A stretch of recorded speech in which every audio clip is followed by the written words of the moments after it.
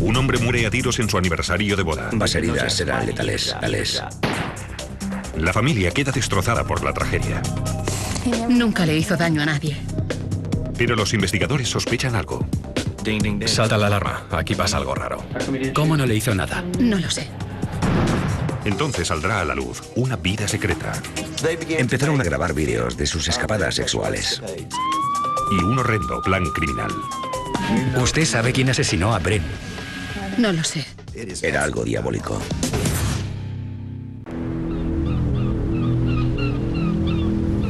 Puede ser el día más despejado.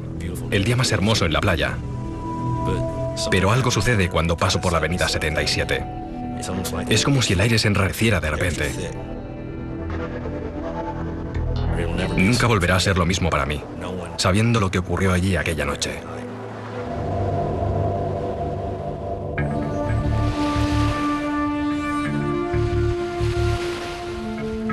Era una noche típica, bastante clara, con buena luna y un poco de viento. Llevaba las luces encendidas. Suelo circular a unos 5 o 6 por hora, lentamente, porque se nos acerca mucha gente a preguntar algo. Es una guardia ajetreada con incidentes menores. Puede ser algún robo de poca monta, alguna agresión de tipo sexual o problemas con fuegos artificiales. Es casi medianoche cuando Brown llega a una zona tranquila y residencial. De repente aparece una mujer que se acerca hacia la ventanilla del conductor. Pensé que solo iba a preguntarme algo, como suele hacer mucha gente. Temblaba un poco. Se tapaba la boca con las manos. Pensé seguro que me dirá, he perdido a mi hijo o a mi perro. Pero me dejó alucinado cuando dijo, acaban de matar a mi marido. Mi respuesta inmediata fue, ¿cómo? Es que me costaba creer lo que acababa de oír. Me indicó lugar con el dedo, al otro lado de la luz de mis faros, en dirección al agua.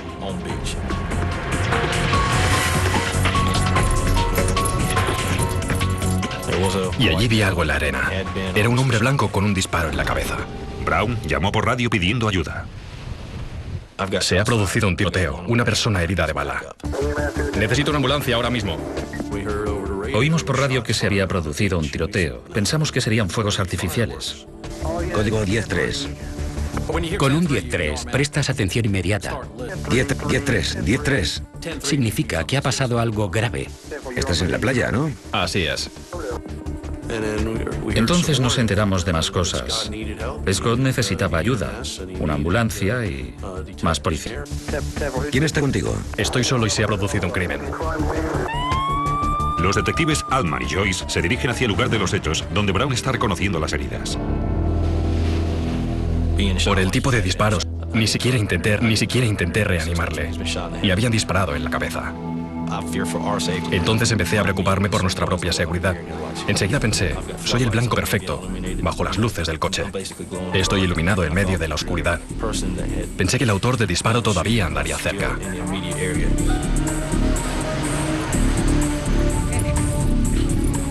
Brown obliga a la mujer a subir al coche y apagar las luces.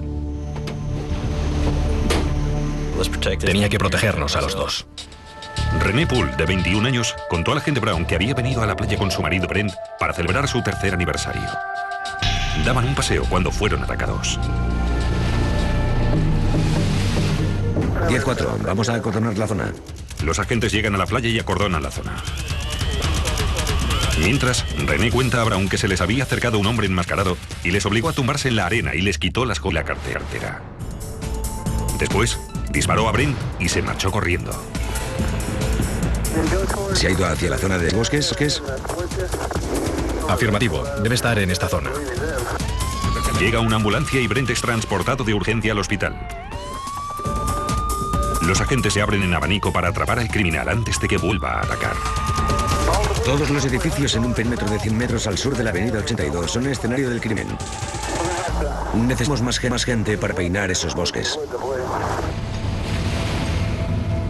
Le pregunté qué aspecto tenía el atacante. Quería una descripción para poder difundirla. Pero René dijo que no había podido ver la cara del hombre. Iba vestido todo de negro, con un pasamontañas negro. Es la única descripción. Va vestido de negro y se dirige hacia la autopista. Pasamontañas negro. ¿El atacante va todo de negro? Afirmativo, es lo único que sabemos de momento. Los perros bajaron a la playa y se dirigieron hacia la zona boscosa donde, según nos habían dicho, podía encontrarse el asesino.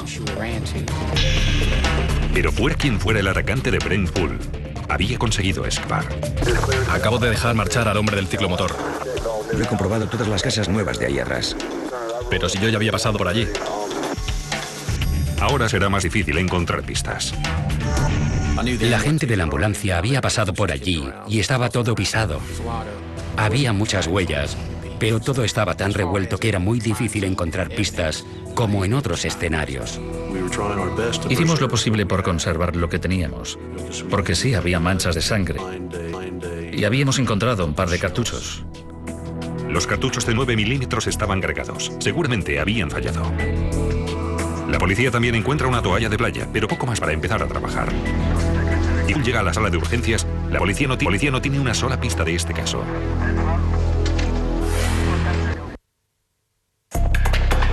Horas después de que un turista cayera abatido por un supuesto atraco, la policía sigue sin tener pistas para encontrar al atacante. Mientras Brent se debate entre la vida y la muerte, los investigadores esperan que su mujer recuerde algo que les permita seguir el rastro. René cuenta a la policía que habían dejado a su hija Katie en el hotel con una canguro. ¿A qué hora llegó la canguro? Creo que llegó a las 9, porque no encontraba el hotel y nos llamó. Le dije que volveríamos en 2 o 3 horas. O sea que tenían la intención de estar de regreso Hacia las 12. Sí, hacia las 12. ¿A medianoche? Estuvieron en varios locales para cenar, tomar unas copas y jugar a billar. Empezó a aburrirse con el billar y me dijo que quería irse ya. Y le dije que sí, que nos fuésemos. René dice que su marido quería parar en una tienda y luego ir a la... Compró una toalla de playa. Quería hacer el amor en la playa porque era nuestro... Bien. Regresaron a su hotel. Y desde allí fuimos andando hasta la playa. Llegamos a una zona donde no se veía a nadie. Él extendió la toalla y estuvimos unos 10 o 15 minutos, quizá. René cuenta a la policía que cuando regresaban al hotel, tras hacer el amor, notaron que alguien le seguía. De repente el tipo nos dijo, tumbaos. Dígame, ¿era un hombre blanco o un hombre negro? No. Un pasamontañas. Dígame, ¿algún tipo especial de pasamontañas? No lo sé. ¿Los agujeros de los ojos estaban recortados? Creo que sí. ¿Y la abertura de la boca? No lo creo. Entonces el hombre les pidió sus objetos de valor. Se lo habían dado todo. Le habían dado las joyas y la cartera. Pero el atracador no había terminado. Volvió a dirigirse hacia mi marido y mi marido le dijo, por favor, no me mates. Y él le contestó, ¿por qué no debería hacerlo? Y Brent dijo, porque tengo una hija a la que adoro. Entonces oí los disparos. ¿Cuántos soy yo? Creo que 2. Los investigadores estaban muy confusos. No tenían ni idea de si se trataba de un crimen al azar, de un simple atraco o algo relacionado con las drogas. Al registrar toda la playa en busca del más mínimo indicio, los agentes encuentran la cartera de Brent en un patio cercano. Este descubrimiento, sin embargo, es bastante sospechoso. En la cartera todavía estaba el dinero, las tarjetas de crédito y su permiso de conducir. Alguien la había tirado para deshacerse de ella. ¿Por qué no se llevó lo que les había robado? Horas después, el hospital comunica a la policía que Brent ha muerto. El médico había dicho que estaba mortalmente herido, que las heridas eran letales. La víctima no se había enfrentado a su atacante. Solo le suplicó que le dejara vivir. Le pregunté al doctor qué creía que había sucedido y recuerdo que dijo, eso ha sido una ejecución. Está claro. Alguien se había propuesto matarle deliberadamente. Cuando corre la voz sobre el suceso, el miedo se extiende por toda la localidad. Todo aquello no tenía sentido. Aquí no se asesina a nadie en la playa. Myrtle Beach siempre ha sido un lugar muy tranquilo. El turismo es nuestro motor económico. Tenemos millones de turistas que nos visitan, sobre todo en verano.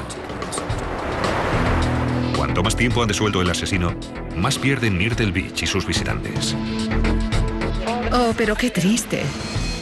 Había que resolverlo rápidamente, lo antes posible. Un día después, la investigación sigue encallada. Lo único que los investigadores saben sobre el asesino es que quería matar. Quería que Brent Poole no saliera vivo de la playa aquella noche. Quería que muriera de la peor manera posible. ¿Quién deseaba la muerte de Brent Poole? Después de la pausa, una joven pareja, vidas secretas y un tortuoso plan.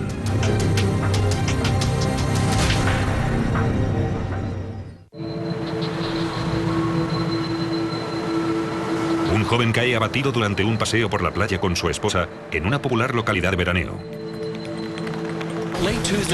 El martes, esta tranquila playa se convirtió en el escenario de un crimen.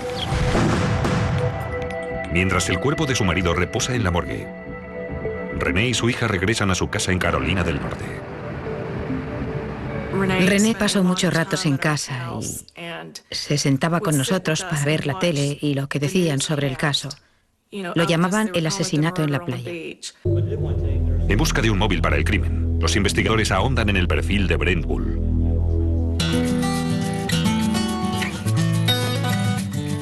Brent era un chico despreocupado, alegre. Todo le parecía bien. Y si las cosas no estaban bien, las mejoraba. Con 17 años, se había enamorado de una espabilada chica de 14 años llamada Renee Savy. Un día le acompañó a casa y desde entonces salieron juntos. Brent se comportaba como si René fuera lo mejor que le había pasado. Cada vez que hablaba de ella, se le iluminaba la cara. Lo único que quería era estar con ella.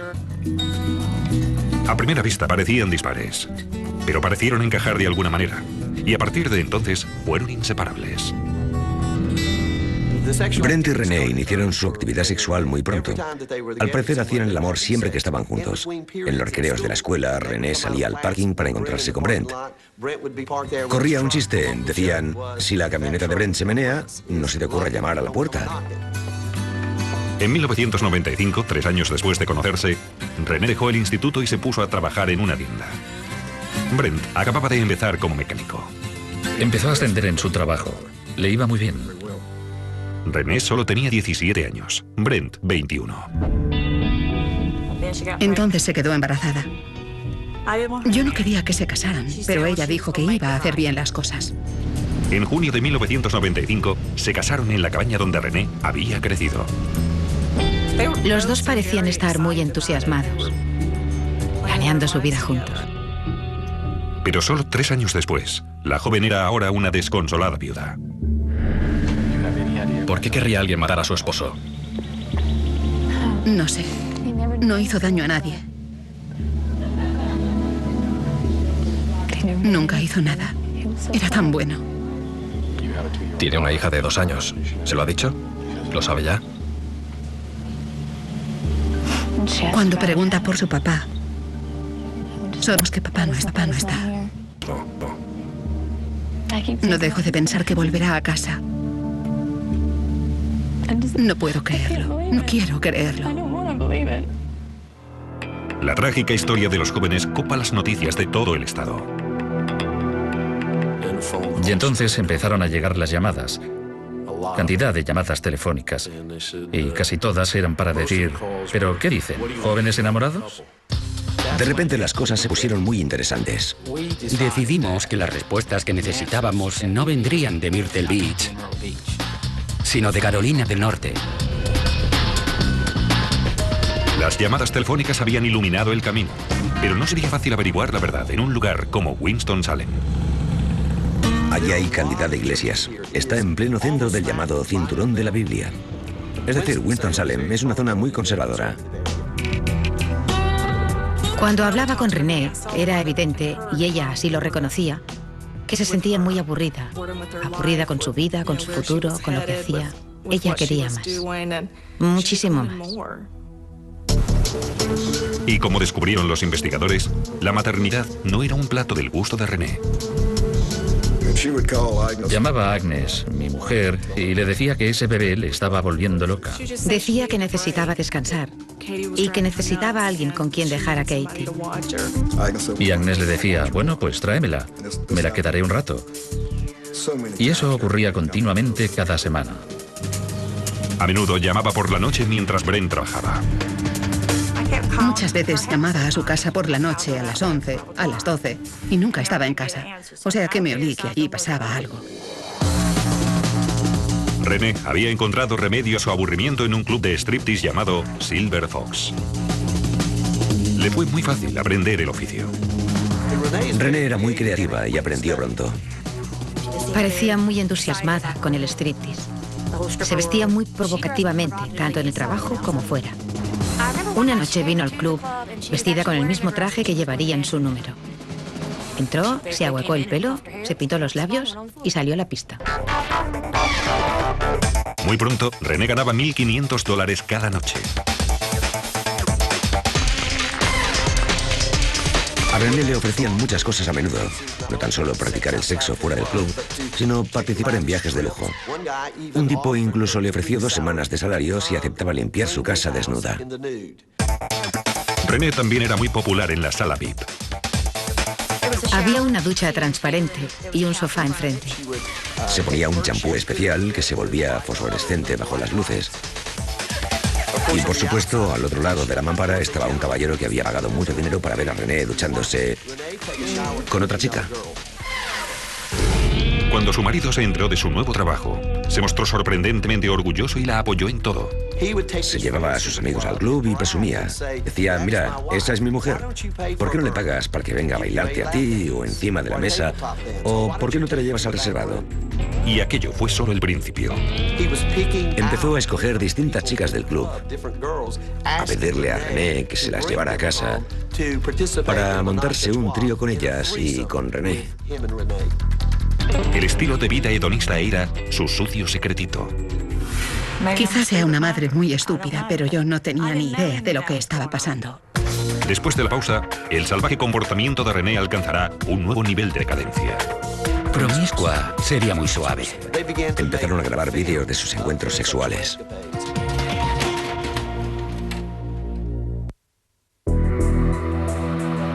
Los investigadores del asesinato de Brent empiezan a pensar que la desconsolada viuda no es lo que parece. Nunca le hizo daño a nadie. Era tan bueno. La policía confisca el ordenador de los Poole y descubre correos electrónicos sexuales entre René y varios hombres. Al parecer, René era muy promiscua. Por lo tanto, nos pareció obvio que era algo más que promiscua. Los detectives descubren que los encuentros tienen lugar en casa de ella, mientras Brent trabaja y Katie está con sus abuelos. Nos llamaba y nos contaba mentiras sobre lo que estaba pasando. Brent o lo ignoraba todo o prefería ignorarlo. No tengo noticia de que intentara hacer nada para detenerla, hasta que la situación fue degenerando y empezaron a llamarle a su trabajo. Le decían, ¿sabes dónde está tu mujer? ¿Sabes que tu mujer se acuesta con todos los hombres de la ciudad? Entonces, la infidelidad de René llegó a ser más escandalosa con un amante llamado Danny. Empezaron a grabar vídeos de sus escapadas sexuales. La discreción no era el punto fuerte de René. René envió esos vídeos explícitamente sexuales a casa de los padres de Brent. Pensé, esta persona no tiene en absoluto ningún sentido moral. Esta relación no es buena. No es un buen matrimonio bajo estas circunstancias. Para Bill Poole, era obvio lo que Brent tenía que hacer. Me hubiera encantado sacar a Brent de aquel matrimonio. Pero Brent no quería ni oír hablar de ello. Brent tenía una enorme capacidad para amar. Y cuando se comprometía, no había vuelta atrás. Y así es como se comportaba con René. En mi opinión, la amaba demasiado. Ella podía manipularle, hacerle todo lo que quisiera. Tenía poder total sobre él. Con una esposa mentirosa que engaña a su marido, los investigadores empiezan a preguntarse si René tenía motivos para matar a su marido. Y vuelven a estudiar su descripción del ataque. ¿Por qué esa persona había matado al marido y no había tocado a la esposa? Le habían disparado a la cabeza y ella estaba totalmente intacta. No presentaba ninguna secuela, ninguna marca de violencia, nada. Para la policía, aquello no es lógico. Si has atracado, matado o disparado a alguien, no dejas libre al testigo. Al estudiar la declaración de René, los investigadores encuentran contradicciones.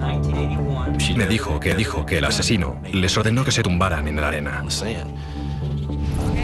Pero cuando le ayudé a subir al coche, cuando le rocé la cintura con la mano, no noté nada de arena en su camisa. Y aquello no coincidía con lo que me estaba diciendo. René dijo que el ladrón le había quitado todas sus joyas. Se había llevado la alianza de los dos.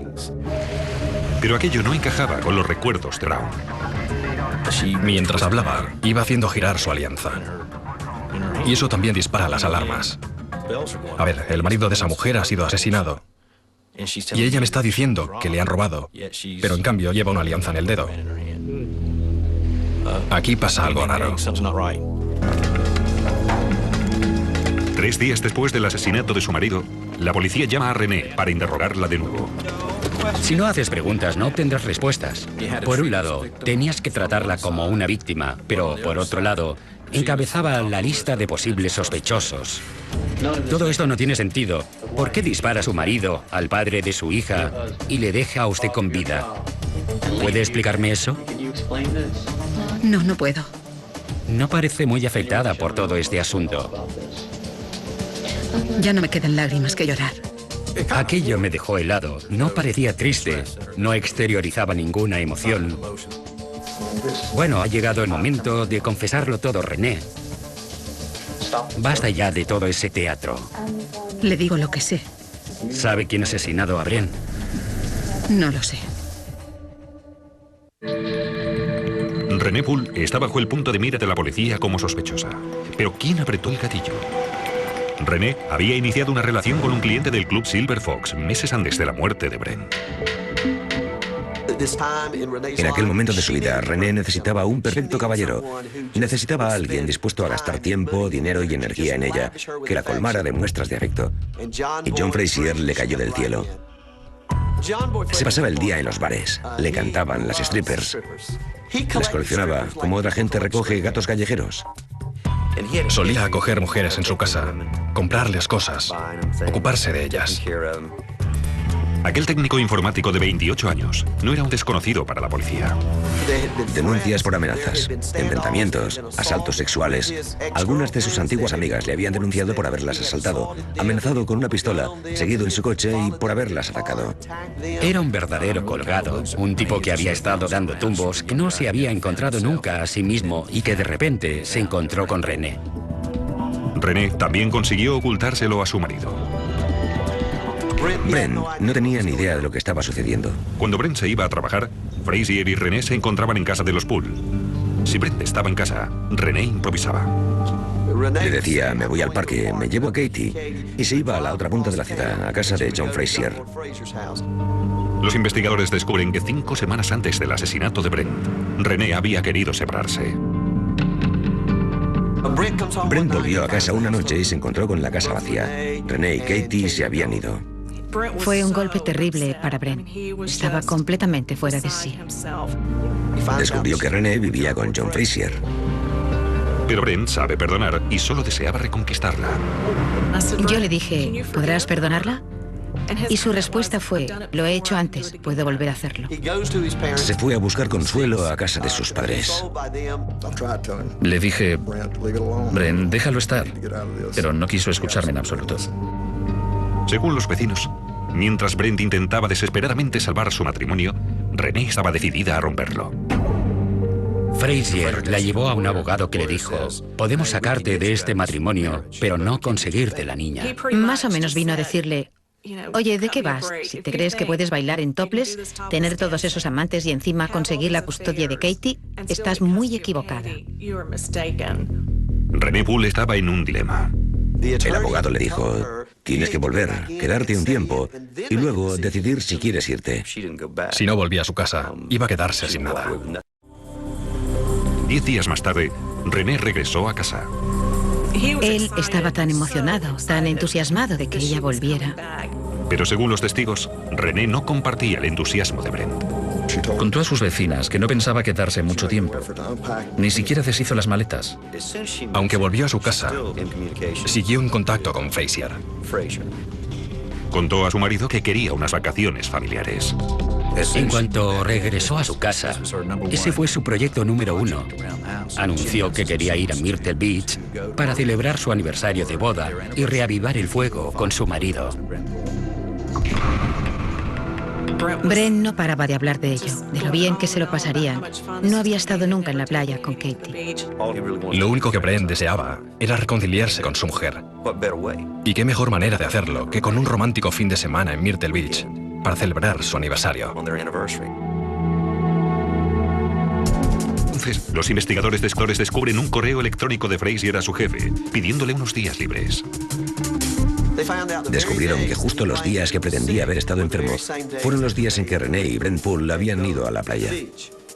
Al seguir la pista de Frazier, los investigadores descubren más hechos sospechosos. Pidió prestado el coche a un amigo. Nunca lo había hecho antes. Nunca se lo había pedido varios días, como en esta ocasión. Inmediatamente, la policía científica registra el coche a fondo en busca de pistas. Pero el coche está limpio, demasiado limpio.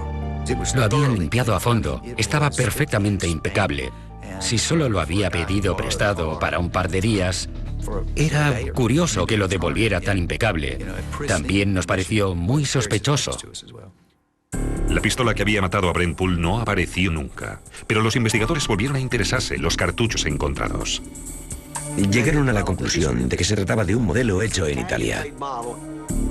Y descubrieron que Frazier tenía una pistola de 9 milímetros, el mismo calibre que el arma homicida. Y cuando encontraron a la persona que se la había vendido, esta persona les dijo que uno de los motivos por los que se había deshecho de la pistola era porque se encasquillaba. No sabías nunca cuándo, pero de repente lo hacía. Los investigadores repasaron las declaraciones de René la noche del crimen. Oí un chasquido de la pistola. ¿Como si hubiera fallado? Y creo que lo oí un par de veces más. 2 o 3 veces. Puede ser, sí. Aquello encajaba sin duda alguna con la pistola que había sido de su propiedad. Los investigadores estudian la declaración de Frazier concentrándose en el lugar donde dijo haber estado la noche del crimen. No tiene coartada. No hay nadie, según él, que pueda confirmar dónde estaba en aquel periodo de tiempo. Y vuelven a encararse con René. Le pregunté si había sido John Frazier. ¿Estaba John en la playa aquella noche? Que yo sepa, no. Bien. Pero pudo ser. Pero no lo sé. Eso no tiene sentido. El corazón me latía con fuerza. Sabía que ella estaba a punto de claudicar, de manera que intenté sacarle algo más. No te hundas con él. No te condenes con él. No lo hago. Solo quería seguir insistiendo hasta poder sacárselo todo. Más de 3 horas más tarde, Altman consigue por fin lo que estaba esperando. ¿Quieres cambiar tu declaración respecto a quién crees que mató a tu marido? Sí. Bueno, ¿y quién es? John. ¿John qué más? Frazier. ¿Tienes alguna duda de que no fuera John Frazier? No. ¿Ninguna duda en absoluto? No. Renee, what really happened to Brent? René Poole y su amante John Frazier son detenidos y acusados del asesinato de Brent Poole, tan solo horas antes de que su desconsolada familia atienda su funeral. ¿Cómo se puede ser tan malvado? Comportarse como si no hubiera pasado nada, como si no tuviera que ver con aquello, pero sabiendo lo que sabía. Eso quiere decir cuánto deseaba librarse de su marido. Pero ¿podrá prevalecer la justicia o conseguirá René Poole batirse de sus responsabilidades una vez más? René Poole y su amante John Frazier comparecen por separado ante un tribunal por su supuesta implicación en el asesinato del marido de René, Brent. La acusación confía en la confesión de René para demostrar la culpabilidad de ambos. ¿Lo planearon entre los dos? Sí. ¿Planeó con John Frazier matar a Brent en Myrtle Beach? Habíamos René, hablado del tema. planeó con John matar a Brent en Myrtle Beach, ¿verdad? Sí. Dijo que tenía un regalo de aniversario para nosotros. El regalo de aniversario que quería darle a ella era encargarse de Brent. Tú te lo llevas a la playa y te daré un regalo. Te daré un marido muerto. Aquel mismo día, por la mañana, Brent se había registrado en el hotel con su mujer y su hija. Todo parecía perfecto. En aquel momento, Brent creía tenerlo todo. Eso es lo que quería. Eso es lo que había pedido al cielo. La vida no puede darme nada mejor. Y no tenía ni idea de lo que le esperaba. La fiscalía sostiene que Frazier y René habían planificado cuidadosamente aquella noche. Ella debía estar en ciertos lugares, en ciertos momentos, para que Frazier supiera dónde estaban y con cuánto tiempo contaban. Todo estaba planeado. Primero, René tenía que sacar a Brent del hotel. Cuando llegó la canguro, Katie, su hija, estaba inconsolable. No quería que su papá se marchara. Cualquiera que conociera a Brent y Katie podría decir que Katie era la niña de papá. Estaban unidos por un vínculo muy fuerte. Y ella le decía: papá, no te vayas, no te vayas. Y él le dijo: Katie, te lo prometo. Mañana te llevaré a ese gran cajón de arena. Así es como ella llamaba la playa. Pero René no tenía más tiempo que perder. Tenemos que irnos. Era su cumpleaños, pero ella tenía un horario que cumplir. Arrastró prácticamente a Brent. René sabía que su hija se quedaría huérfana de padre al cabo de unas horas. René insistió en elegir el restaurante. John Frazier ya había estado en el restaurante Dick's, porque un primo suyo había trabajado allí. Por eso ella lo había elegido, porque John lo conocía. Cuando los Poole se marcharon, Frazier les siguió. Se fueron al otro local cercano, en el mismo barrio, para jugar al billar y tomar una copa. Ella mandó a Brent a comprar una toalla, y él lo hizo encantado, porque sabía qué sucedería. Cuando se van a la playa, él cree que hará el amor con su mujer. Brent está probablemente más relajado, más contento y más feliz de lo que ha estado en toda su vida. Ella se lo llevó en dirección norte, hasta una zona muy oscura. Se lo llevó a las dunas, donde hicieron el amor. Supongo que para René fue seguramente la parte más fácil de la noche. El sexo era algo automático para ella. Solo era parte del plan. Solo eran varios pasos. 1, 2, 3, 4. Y ese era el paso número 4. Y luego ella dijo: ahora te encargas tú, John, te toca a ti. Y así terminó todo. Brent no podía estar más indefenso. Estaba perdido de entrada. Estaba perdido de entrada. La acusación sostiene que Frazier huyó entonces de la playa y escapó en su coche, mientras René esperaba más de 5 minutos antes de detener al agente Brown. Estar allí parada, contemplando cómo tu marido muere desangrado, para que tu amante tenga el tiempo necesario para huir. Eso te demuestra hasta qué punto era una desalmada. El estado de Carolina del Sur contra René Poole. La acusación es muy sólida, pero para asegurarse de la condena de ambos, hay que demostrar que Frazier estuvo en Myrtle Beach. No teníamos gran cosa en declaraciones de Frazier. Por lo tanto, basábamos nuestro caso contra Frazier en una comprobación de su identidad. Mark y Donna Hobbs estaban en el hotel la noche del asesinato. Vieron a un tipo con un aspecto un poco raro, vestido de forma poco habitual. Imaginemos un tipo que va vestido de negro en pleno mes de junio, que está muy nervioso y va dando vueltas y mirando las ventanas del hotel. O es un mirón o algún tipo de delincuente. La policía muestra a los Hobbs una serie de fotos de sospechosos. Y los dos señalaron por separado la foto de John Frazier. Sus rasgos son fáciles de recordar. Tiene una frente muy alta, ojos grandes y saltones. Y Donna Hobbs dijo que eso era lo mejor que recordaba, los ojos saltones, porque le asustó. Los Hobbs declaran que vieron por primera vez a Frazier aquella noche merodeando en las sombras, en las proximidades del hotel. Y volvieron a verle cuando se dirigía hacia la playa en dirección norte, hacia el lugar donde se cometió el crimen. Fueron las únicas personas que pudieron situar a Frazier en Myrtle Beach la noche del asesinato. Se mantuvieron firmes en su testimonio. Su testimonio socava cualquier esperanza para el equipo de la defensa de John Frazier. El veredicto es culpable. Frazier es condenado a cadena perpetua. ¿Creía que saldría impune? El caso contra René Poole se basaba en su confesión. Sus declaraciones eran casi confesiones. Mientras el jurado delibera, René parece convencida de que se la declarará inocente. René Poole y la gente a su alrededor parecían muy contentos. Se reían, hacían bromas. Se reía, planeaba dar una fiesta. Había un ambiente de circo en el otro lado, hasta que regresó el jurado con el veredicto. El estado de Carolina del Sur contra Renee Poole, acusada de un cargo de asesinato. El veredicto es culpable. Se derrumbó por completo. Cuando la declararon culpable, fue la primera y única vez en que dio muestras de algún tipo de emoción. Estaba destrozada. No veo motivo alguno para tratarla con la más mínima clemencia. Por decisión de este tribunal, queda sentenciada a permanecer recluida en la penitenciaría del Estado durante el resto de su vida.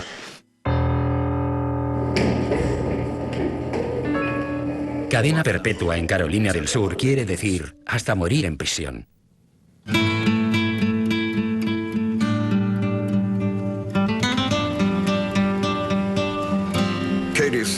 Katie ha vivido con nosotros desde la muerte de Brent.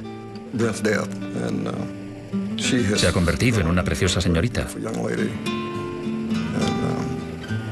que echa muchísimo de menos a su padre.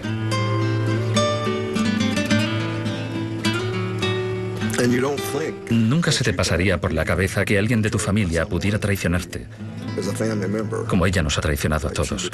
Es imposible creer que algo así pueda pasar. Era como una viuda negra, así de implacable. Se aparea y luego mata. Y eso es exactamente lo que Renee hizo. Cada vez que creo haber visto lo peor que un ser humano puede hacerle a otro, el caso siguiente me demuestra lo contrario. Pero puedo asegurar que este caso me conmocionó. No creo que exista una mujer más diabólica que Renee Poole en el mundo entero.